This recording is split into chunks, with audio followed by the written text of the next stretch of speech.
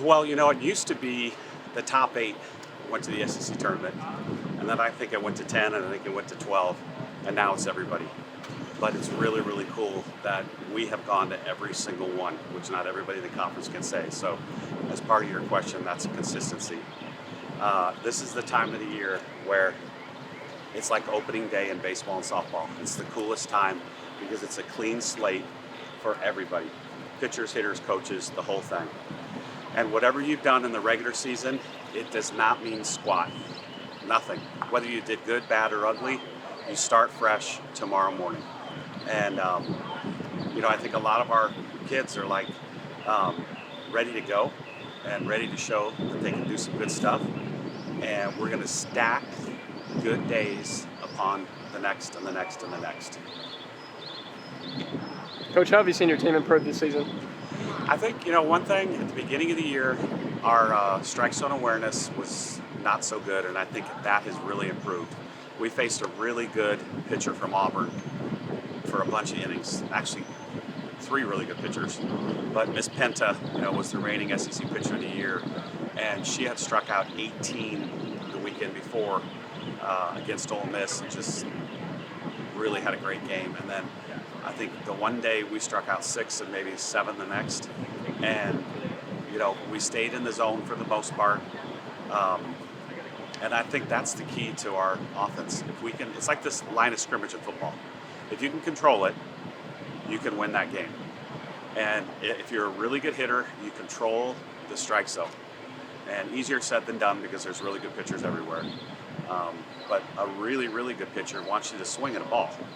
She doesn't want to throw a strike because that's going to be hittable.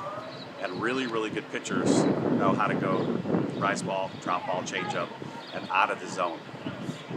But you haven't played LSU this season. What do you see in that matchup? Yeah, I'd really prefer not facing somebody that we've played already 3 times. Beth does a great job. She's the all-time winningest coach at LSU in softball now. She accomplished that this year. But I think one of the things with them and Georgia that really stands out is they have 6, 7, or 8 fifth-year seniors, and it's the COVID class. This is it. We have Jenna and we have Kayla Beaver, and they're very experienced. The top 6 in their lineup are all lefties. Last 3 are righties. Pretty good balanced pitching staff, similar to ours. Just really good athletes all over the field. And, it seems like we haven't played them forever, but it'll be a good matchup. And, when we were done on Saturday, I thought I was figuring everything out. And, even messaged my director of ops and says, hey, it looks like it's 7:30 Wednesday. And then based on all the results on Sunday, completely switched the bracket, and obviously now we lead off the tournament on Wednesday morning at 10 o'clock. So that might be a first for us in LSU to play a 10 a.m. game. You haven't played LSU in the tournament since 2010. Does that help the the newness factor of our new season factor? I think so. I mean, we've seen them before, and obviously we respect the hell out of them. I mean, you have to, everybody in this league. This is the craziest year that I can ever think of. And, people beating up everybody. And it's very similar to baseball. And I think I told some of the media one of the days where I think the last time Alabama baseball won the SEC, there was 3 teams tied for 20 and 10. They played 30 games, we played 24. But the 3 champions were all 20 and 10. It's getting that way in softball, where there was a lot of 12 and 12, 11 and 13, 10 and 14s, and everybody kind of beats up on everybody else. So it's, I guess it's time for softball to be like that.